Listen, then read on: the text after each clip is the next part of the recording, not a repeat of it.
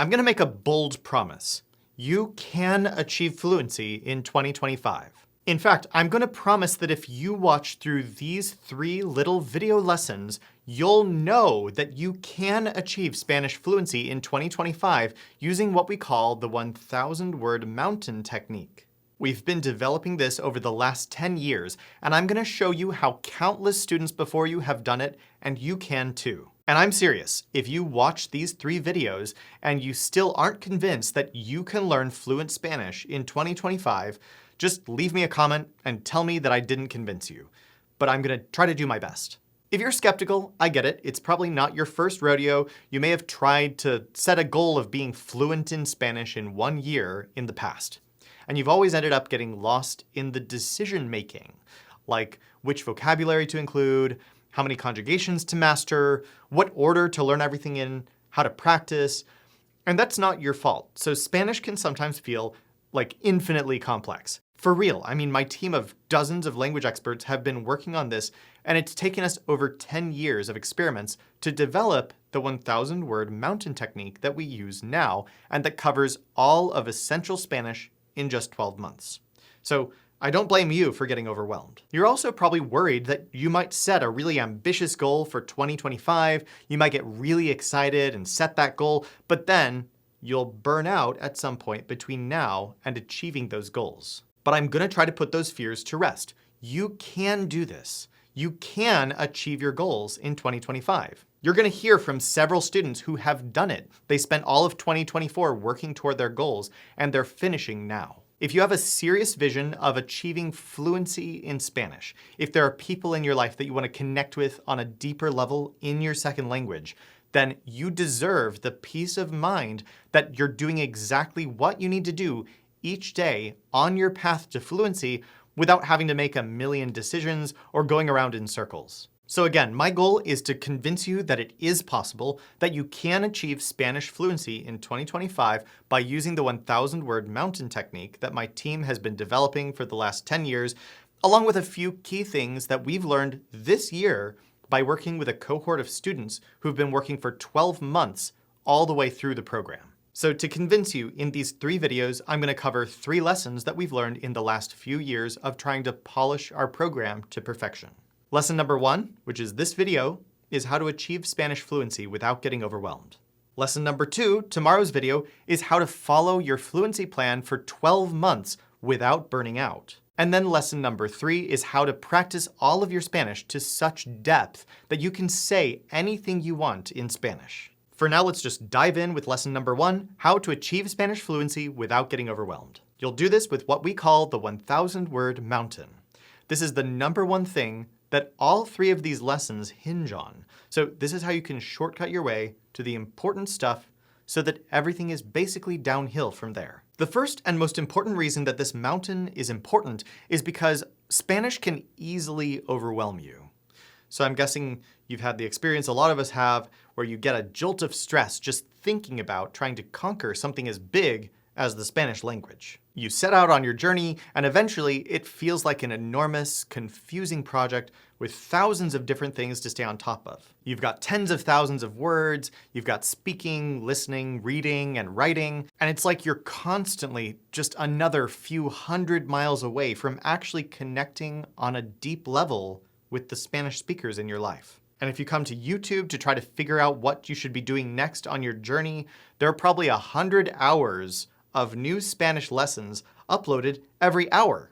So how can you possibly chart a path to fluency through all of that? Well, there's a way, and it's by going to the mountain. So check out this map and how it's structured. We have an island with a mountain at one edge. The entire map is the whole Spanish language, everything you could possibly want to talk about or do in Spanish. And that's everything. Maybe you want to talk with your Argentinian spouse about how to take care of pet rabbits. Maybe you have Spanish-speaking patients.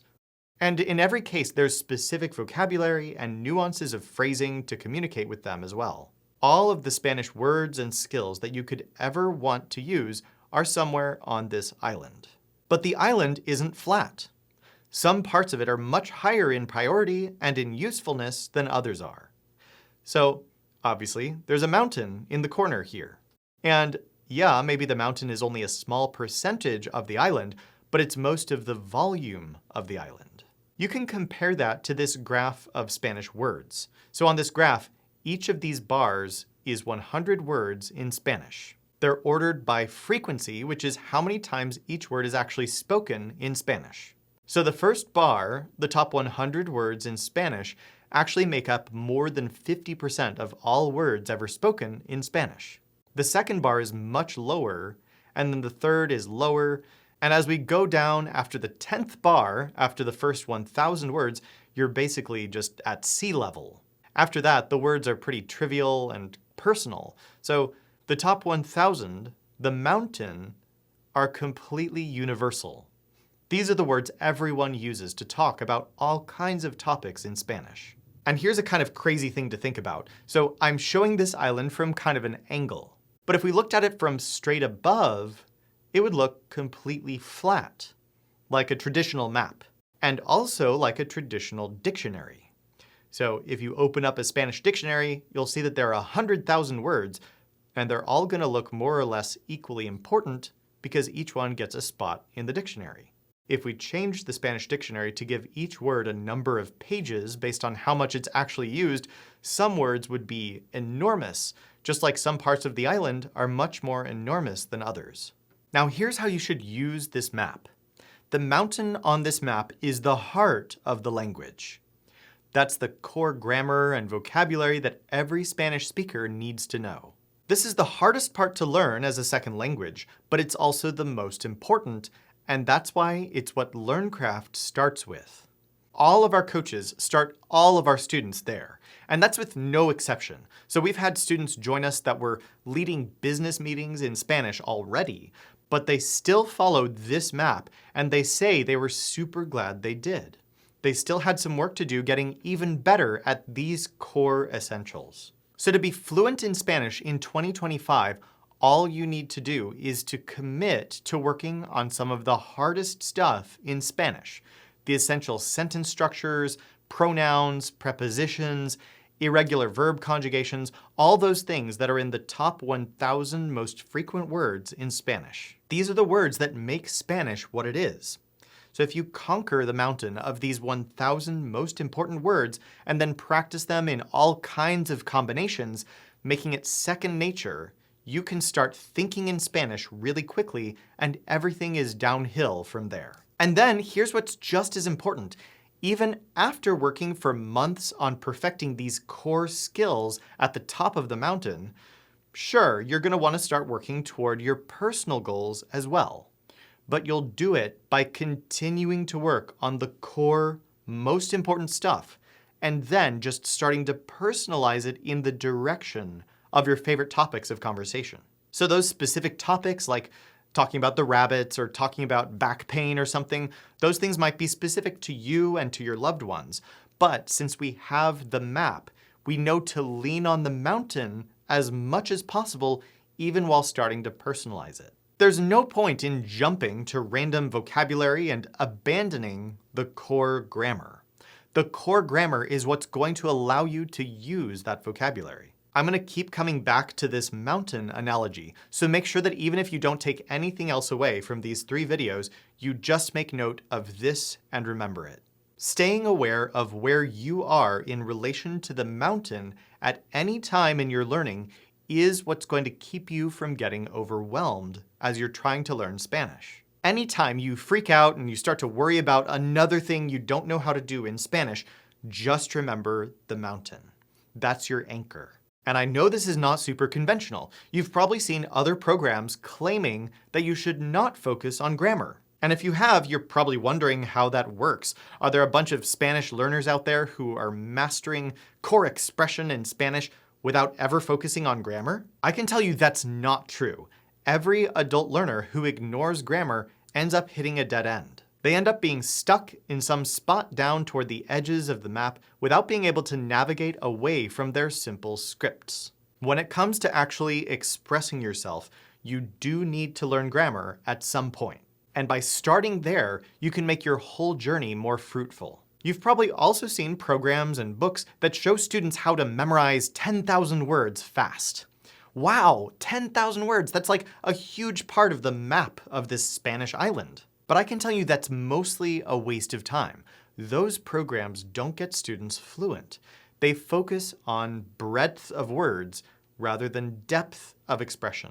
I can guarantee you that if your goal in 2025 is just to focus on the top 1,000 words and use them in extreme variety, you'll make more progress than you've ever made on Spanish. But at the same time, you won't be overwhelmed because you have this finite project to focus on. And then, of course, from there, memorizing words will be all downhill. That's the easy part. If you're wondering how much of a difference it can make to really focus on the top 1,000 words, you should ask Alicia. Alicia is just now finishing a 12-month coaching program with us that she began in January. She had wanted to learn Spanish for most of her life. She tried learning as a teenager, didn't get there, and throughout her life, there have always been more people and more culture that she's wanted to connect with. Alicia is an actor and a voice talent, and she's wanted to break into the Spanish-speaking market for quite a while. So she finally decided this year that it was time to make the leap and conquer this thing. In all of her previous attempts at learning Spanish, it had seemed like an enormous, overwhelming project that would never end. But then, as soon as she started working with the 1,000-word mountain, it all changed. So here's what she says about this year.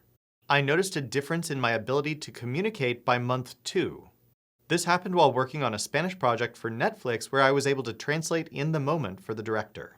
Month 5, my friends started to really comment and compliment, impressed by my transformation.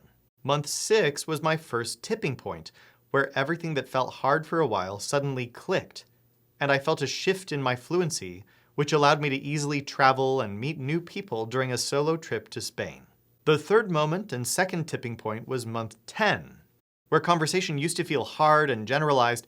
Suddenly, I could pick up about 85 to 90% of every word from my teachers, Latin music, Spanish text and ads, and other Spanish conversations, and my responses were more fully expressed and expressed faster.